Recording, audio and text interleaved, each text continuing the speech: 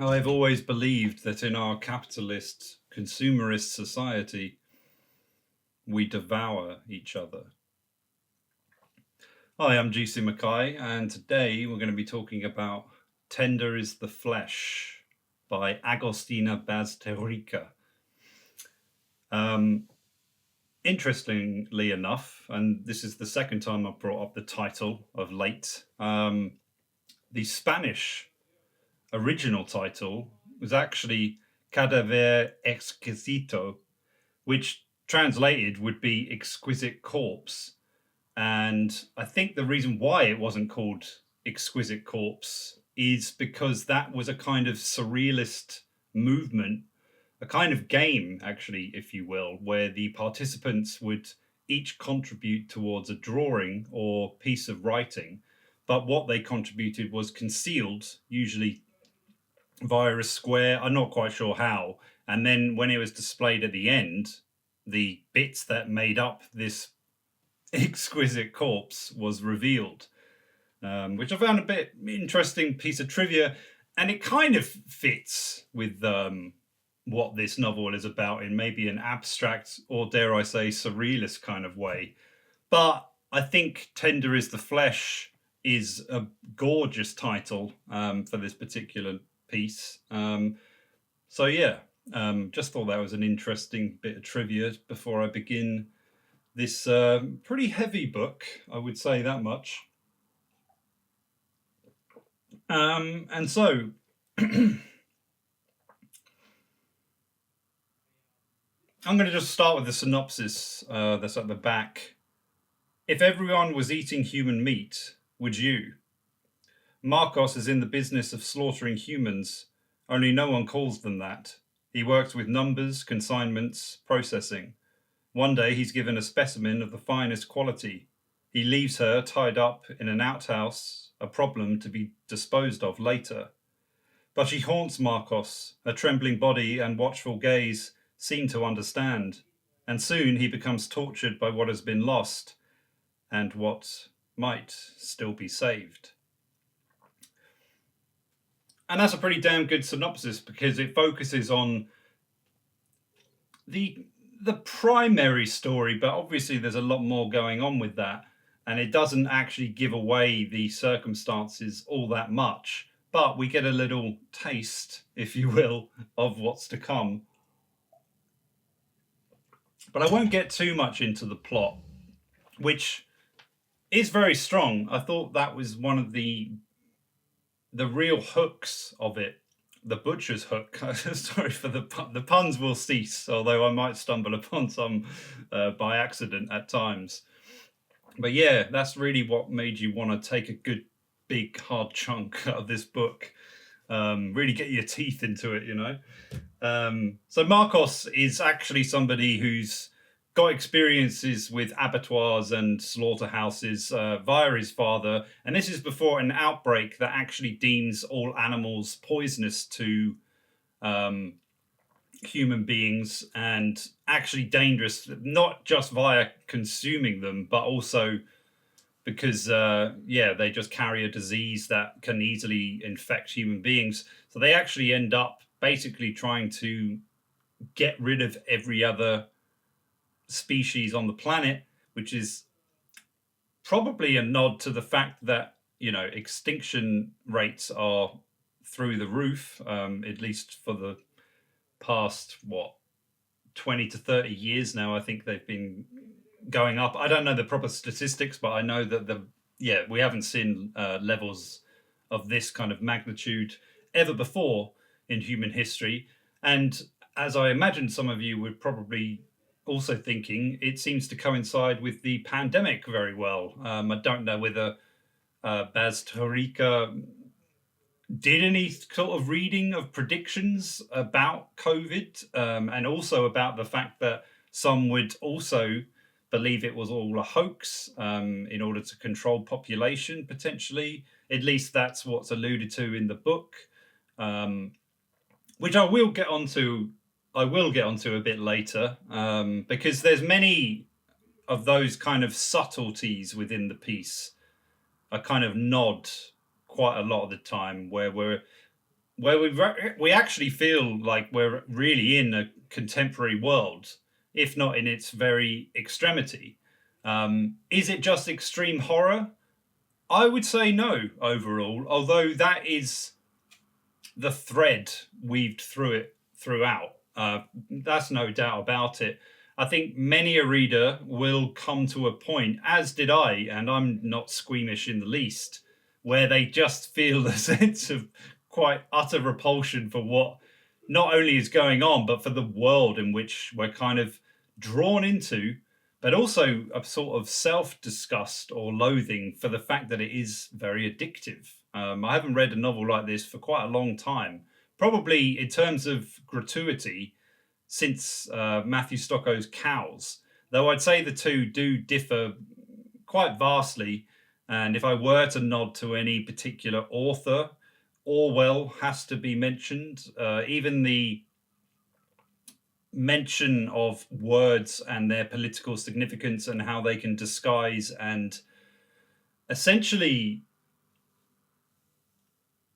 dilute and change the actual meaning of what's really going on. Now, again, here with the kind of parable or parallel to the treatment of animals within the meat industry, the same thing happens. So gestation and things like insemination, all of these words still, they exist now. But in this particular context, when we're talking about heads, as they're called most of the time, or special meat at other times, never really human beings, which is covered quite a lot at the beginning. The parallel could actually be a little bit too on the nose, but the puns are going to keep coming, so that's just going to happen, because it's almost impossible not to just fall into them quite a lot of the time, and so we'll just have to deal with that.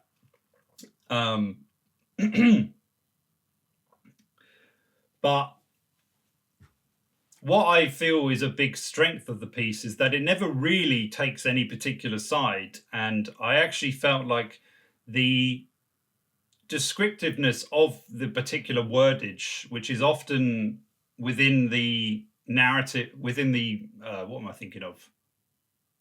Within the kind of inner monologue of Marcos, is, of course, secret to him. So we're getting a very Orwellian Big Brother 1984-esque type of scenario where we're all aware of what the words truly mean, and yet they've been perverted and bastardized. And also, that could be hinted as a kind of very dark, macabre kind of satire, because this does exist, especially within the meat industry or the dairy industry.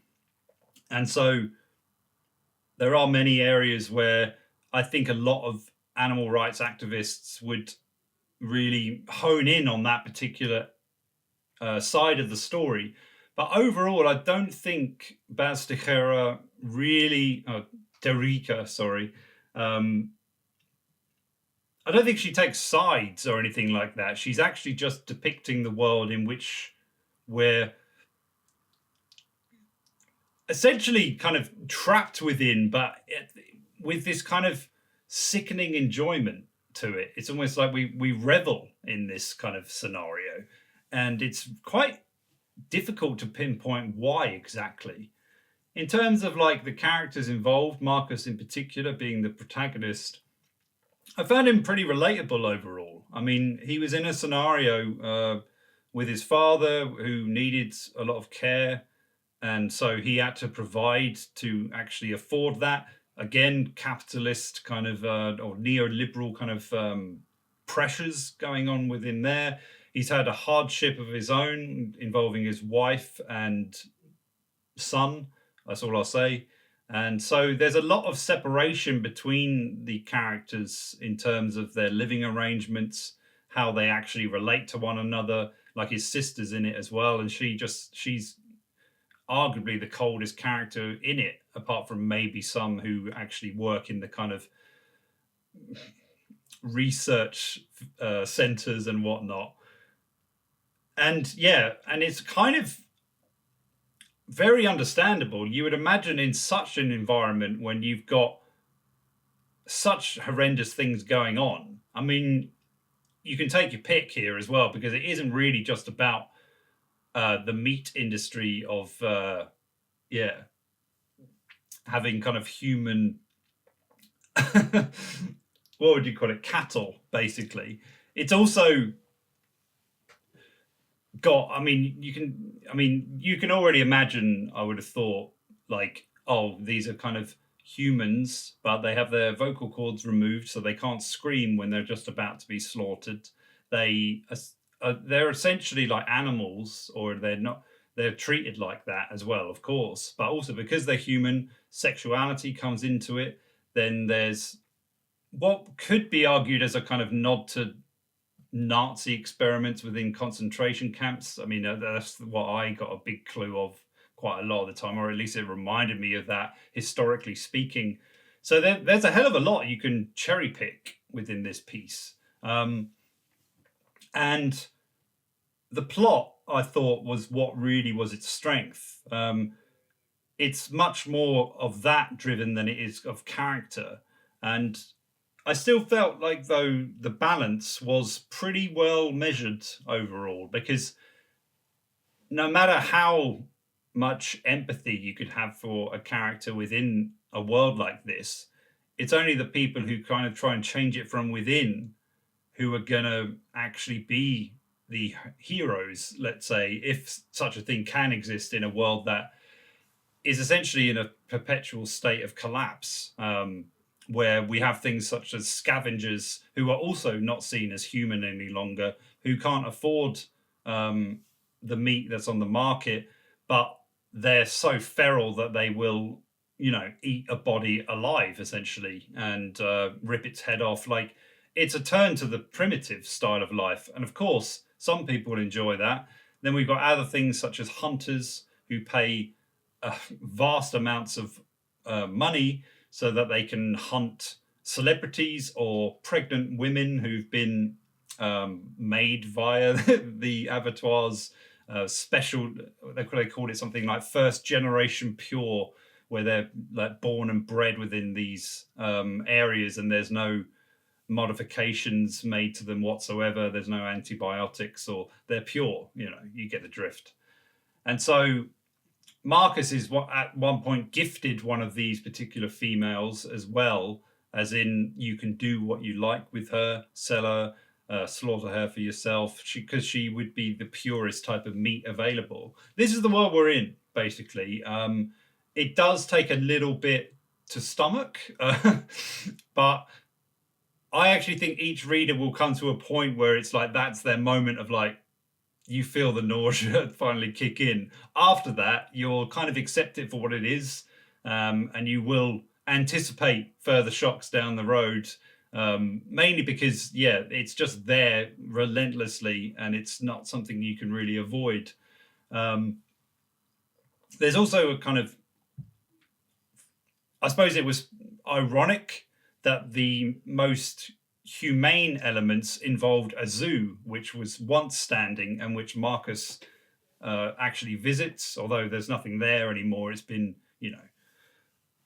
abandoned and left behind, and he takes a risk of his own by being in there because of the quote unquote virus, because there's a lot of theories around this being a hoax and whatnot. And so that's basically the kind of world we're in. I found it particularly distressing at one point, at least in terms of like how, because it's kind of it's a clue as to where things are going to lead. But you hear about the cannibalism and the trade of human meat and all of this kind of stuff, and that's all well and good, so I can go with that. And then I hear like, oh, some of the pregnant women were difficult at the beginning because they would try to self-abort their baby knowing what was going to happen to them, so they have to chop off their limbs to stop them from self-harming. And I just thought, man, that was just a bit like fucking, just imagining that image in my head didn't sit too well. And they're all sitting in these cages, basically treated like, well, a lot like kind of a cross between freak shows of the 18th century, maybe a bit before, and of obviously the caged animals we have today, not only for the meat industry but for scientific experiments. So you got a hell of a lot in there to reference. Not to mention all of the, repulsive comments about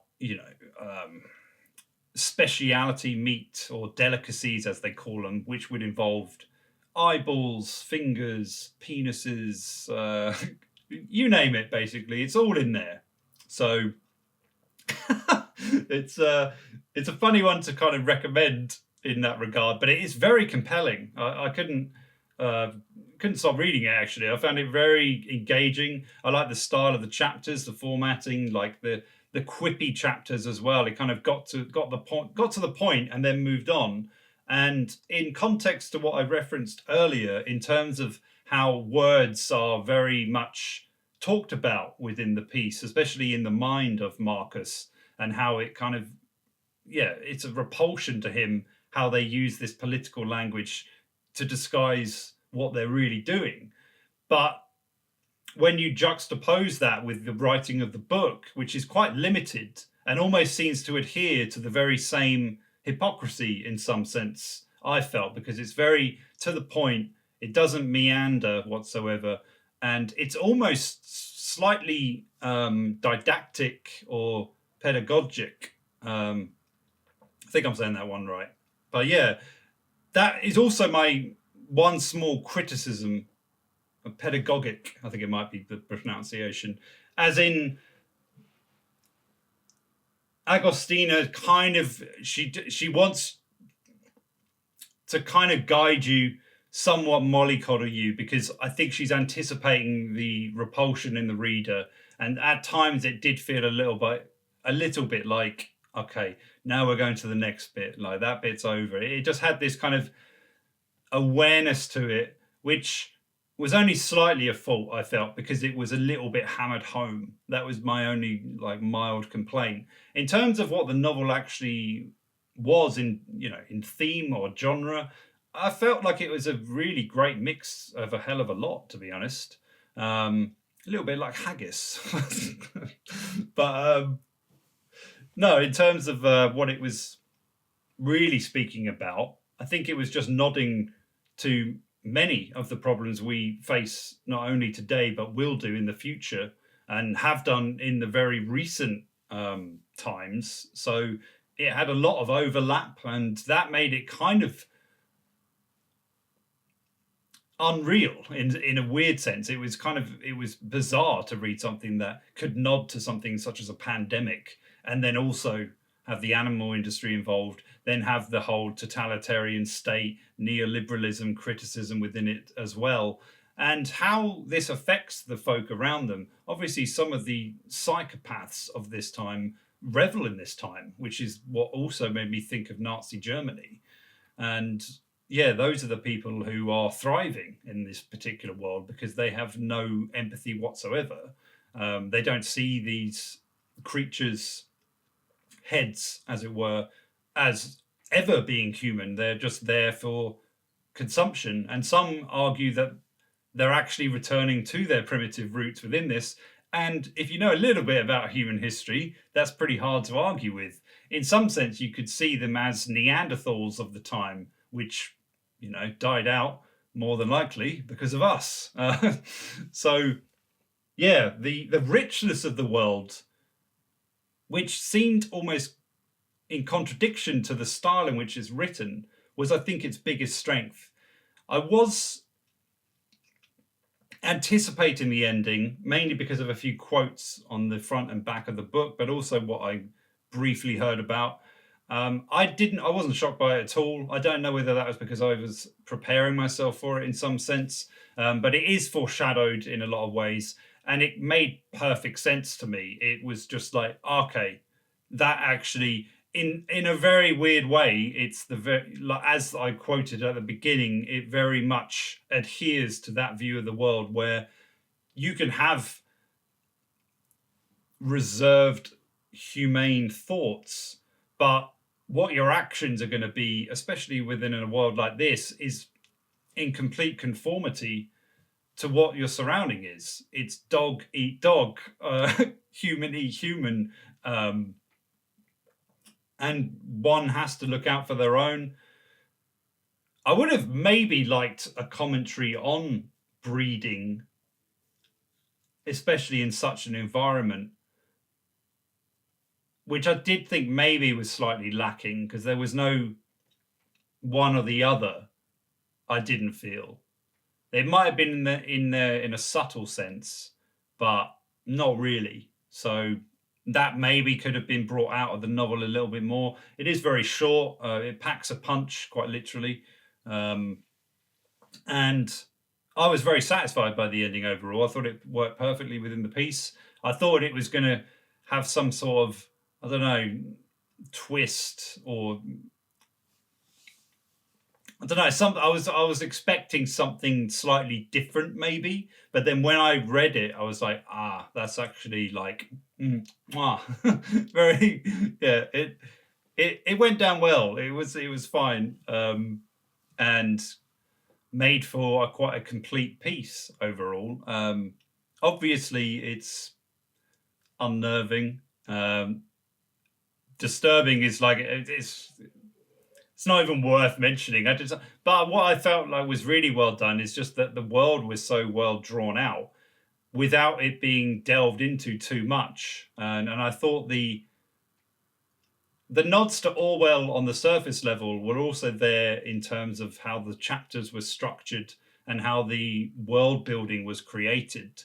I think that's inescapable. So whilst you could say that it's an allegory, or it's a fable, or it's a satire, or it's a macabre, a dark comedy in some sense, it is overall a literary dystopian piece, but definitely a modern one. Like, make no mistake about that. You could say that it's extreme horror as well, but I would say that it's a literary dystopia with an author that you can trust in very much so. And I thought the way it's written never deviated from what it was depicting. It never kind of went, because you could say it was pushing too much at times, but not really. Not when you were already aware of the horrors that were going on. It was only going to get more horrific, and therefore quite amusing at times when you're in scenes where hunters are talking about eating a rock star's cock and stuff like that. It just kind of, it fit within this really disgusting world, and yeah, you laugh at it because the gallows humor kind of has to come out of you, otherwise you're never going to finish the book, basically. And I think there might have been one other point, which is probably going to, yeah, I mean, it's just in terms of like that world building, and the way it adheres to, I mean, that could also be its criticism, I suppose, because it takes on it's a close third perspective.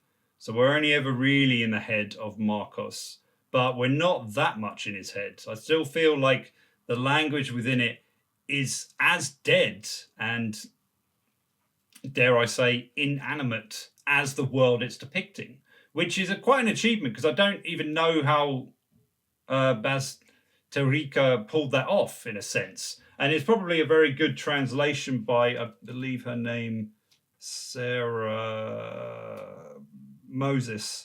Yeah, because it uses a lot of pronouns. He does this, he does that. So you, in a weird sense, you feel like you're just following them. So it's like you're the kind of the fly on the wall kind of thing a lot of the time.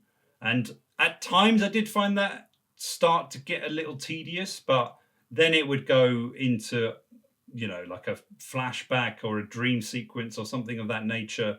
And that gave it a really nice balance. And it never deviated from that. And yeah, quite a remarkable achievement, actually. I haven't really read something I've found so compelling, and yet when you really try to imagine the world, it's, well, you'd never want to imagine it. So yeah, kudos to that. Really enjoyed it. Yeah, it's a recommendation. I'd give it 4 stars if that counts for anything. It's too short, I would say, overall, just about as well. But and also I felt like the thing I just complimented on was also, it was such a bold choice as to render it lacking just something, and I'm not sure what that is. Maybe a bit of seasoning, or some peppery kind of words. Maybe ignore me now. I'm just talking shit. But yeah, really enjoyed the book. Please let me know your thoughts on it. I would be fascinated to read more of her work, given that I did also keep wondering, like, if I was writing this, I really don't know how I'd feel. I don't know whether the author's like a vegan or vegetarian or whatever. I would probably say no overall, although that's just sheer conjecture. But her comments on the very consumerist culture we're in, and I totally acquiesce with this. It's there's more ways than one of consuming someone, which is what our protagonist does basically. That's not really a spoiler because kind of everyone's doing it. In some ways, you could argue that eating the very products these people are producing is the lesser of the other evils involved within the piece, i.e., we're taking advantage of one another, exploiting them for whatever we want to get out of them, and have complete disregard for the humanity or lack thereof staring us in the face the whole time. It's a really good book. I'll leave it there. Thanks for watching, and I'll see you soon. Bye.